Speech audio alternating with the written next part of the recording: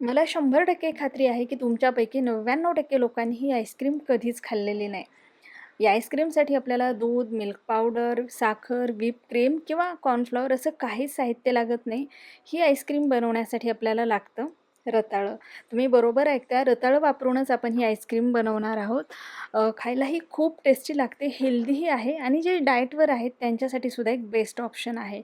आता हे रताळे मी उकडून घेतलेले आहेत, त्याला सोलून घ्यायचे आणि ह्या रताळ्याचे आपल्याला काप करून घ्यायचे आहेत. अशा पद्धतीचे तुकडे करून घेऊया. आता ही आईस्क्रीम तुम्ही खाल्ली आहे की नाही हे मला कमेंट करून नक्की सांगा आणि अशाच हेल्दी आईस्क्रीम किंवा हेल्दी रेसिपीज तुम्हाला बघायला आवडतील का? हे सुद्धा कमेंट करून नक्की कळवा.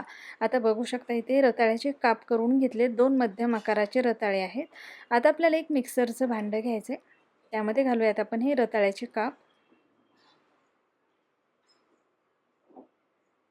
रताळे व्यवस्थित उकडलेलेच असावेत, म्हणजे व्यवस्थित शिजलेलेच असावेत. आता यामध्ये आपण घालूयात साधारण अर्धा कप एवढे अ, खजूर, सॉफ्टवाले खजूर घेतलेले आहेत.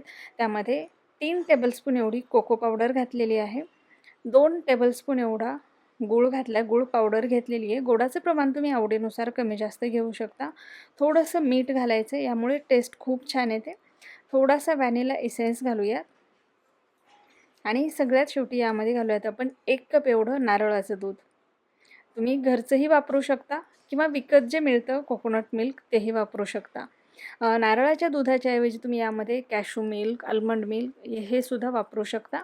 आता हे सगळं आपल्याला एकदा मिक्सरला फिरवून घ्यायचं आहे. बघू शकता हे मिक्सरला फिरवून घेतलं आहे आणि याचं टेक्स्चर पाहू शकता, एकदम मस्त आलेलं आहे. आता ही रताळ्याची आईस्क्रीम आपण बनवतो आहे. याआधी मी केळी वापरून अशीच एक आईस्क्रीमची रेसिपी शेअर केलेली आहे. ती जर तुम्ही बघितलेली नसेल तर नक्की बघा. तीसुद्धा हेल्दी आईस्क्रीम आहे. आता हे जे मिश्रण आहे आईस्क्रीमचं, आपण एका डब्यामध्ये काढूयात आणि याला सेट व्हायला ठेवूयात.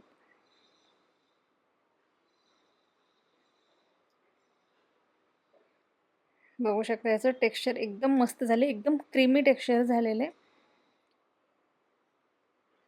यामध्ये जर असतील तुमच्याकडे तर चोको चिप्स तुम्ही घालू शकता किंवा चॉकलेटचे तुकडे करून यामध्ये घातले किंवा कुठलेही तुम्ही ड्रायफ्रूट्स आवडत असतील तर ते रोस्ट करून घातले तरीसुद्धा ही आईस्क्रीम खूप छान लागते. आता हे सगळं आपण मिश्रण या डब्यामध्ये काढून घेतले.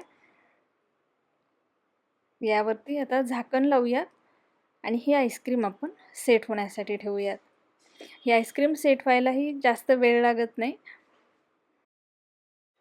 थोडंसं टॅप करून घ्यायचं आणि झाकण शक्यतो एअरटाईट डबा असावा, म्हणजे यामध्ये आईस क्रिस्टल्स जमा होत नाहीत. आता आपण फ्रीझरमध्ये ठेवूयात. आता हे मी रात्रभर असंच ठेवते. 7-8 तास तुम्ही ठेवलं तरीही चालतं. आता हे मी रात्री बनवलेलं होतं त्यामुळे रात्रभर असंच ठेवलं. दुसऱ्या दिवशी बघू शकता आपलं जे आईस्क्रीम आहे एकदम मस्त सेट झालेलं आहे.